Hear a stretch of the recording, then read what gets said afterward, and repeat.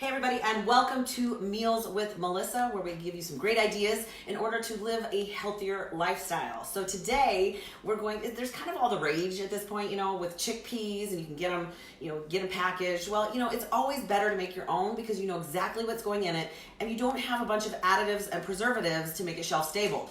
So, plus, you know what? You can save money. Why wouldn't you? So today we're going to make our own. And the first thing that we're going to do is we're going to align our lovely tin or our tray with my favorite all-time tool, which is parchment paper. I love parchment paper because it makes it so it doesn't stick, but it also makes for way less cleanup, right? And what mom or whoever wants to spend a lot of time on cleaning up. So what we're gonna do, I've already kind of done a little bit of pre-prep. I set my oven to, now I had to play with this a little bit. The original recipe that I read was in Celsius. So I played with a little bit when it comes to what my oven temperature should be. And honestly, I personally, at this point, think that you should do a little bit lower temperature and roast them a little bit longer. So I have my oven set to 350. Here's the cool thing, I'm also going to include a recipe. If you do have an air fryer, that's also a great option for these because it's fast and it'll dehydrate the little puppies a little faster than sticking them in the oven. Your goal really is to roast them long enough that they become crunchy. So you might have to play with your oven just a little bit. If you have a convection oven or something like that, you might have to mess with it a little bit. So I've also already emptied my can of chickpeas, and it's so funny because as a kid, my sister used to eat a ton of these. She loved them, and I only knew them as garbanzo beans.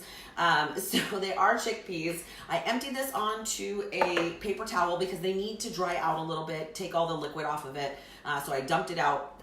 Got all the liquid out. You could use a colander if you want to. That makes it super fast. You don't really need to rinse them or anything. You just need them to be a little bit more dry so that, number one, the oil can stick to it, and that they doesn't take extra long to dry them out.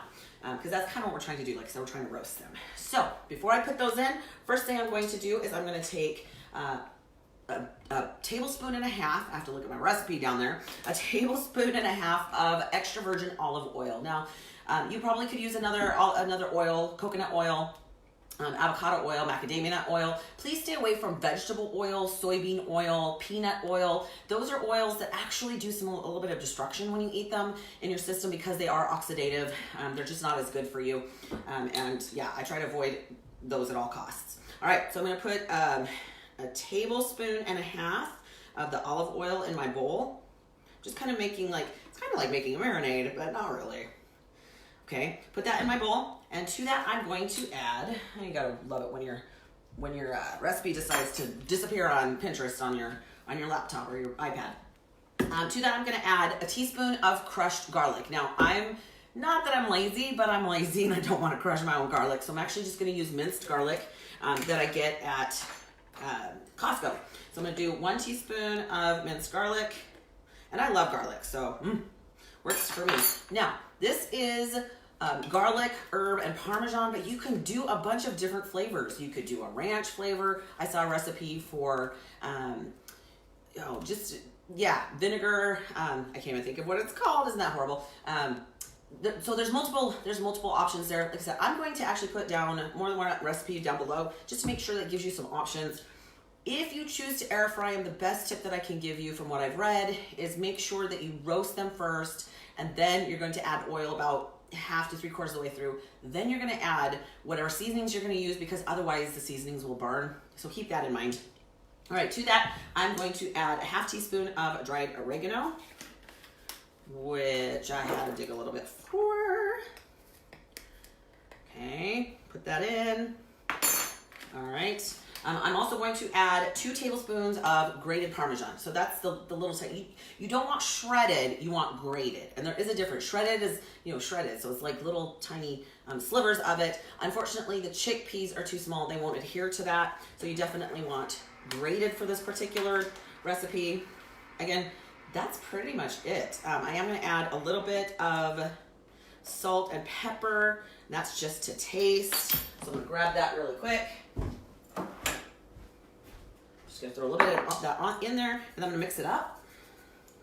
And I'm just gonna coat my chickpeas in there. And again, I do have a batch already made, so I can show you what they're going to look like. But this is great, if you catch yourself, sometimes it's just the textures that you need in order to kind of be satiated.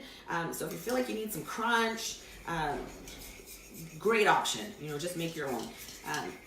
It's just great to have snacks around the house. So when you get that munchy feeling that you have something that's a little healthier versus potato chips, there's a lot of good things that you can eat. But what my one tip is that no matter what, if you have something healthier prepared, it's a lot easier to not lose your willpower over junk, right? So I see a bunch of people popping up, and I know you guys are sending me some messages. I can't read them from here. I'm a little too far away. But I will respond as soon as I'm done. I'll hop on there and see what you guys had to say. So I've just mixed that up, super easy. I'm gonna dump my little thing of chickpeas in there. And I'm just gonna stir it enough to coat them. Now I found that when I put them out on the tray, there's a little bit of the mixture left. And I just kind of scoop that on top of the chickpeas on the pan because I want all the flavor. That's the benefit there. Okay, so just coat those little buggers. All right, and then I'm gonna pop them onto my lined tray. Now, again, you're gonna wanna check these a couple of times. I'm putting on a little bit lower temperature. Originally, it was supposed to be like 390, 400, and cook them for 30 to 40 minutes. But because I'm already putting my seasonings and everything on it, I found that the seasonings were getting a little charred. Now, if you like that flavor, rock on. But I didn't find that the chickpeas were as dry and as crunchy as I wanted them to be. So I messed with that a little bit just to make sure that I'm getting the texture that I want. So I'm gonna dump this out over my pan. Spread it out just a little bit. I am gonna grab a rubber spatula and make sure that all the mixture gets out of the bowl because there will be a little too much there. I mean, it's just hard for it to adhere to those little chickpeas. The garbanzo beans, right? Okay, so spread those out so they can cook. Anyone wants to stick to my fork, get on the tray.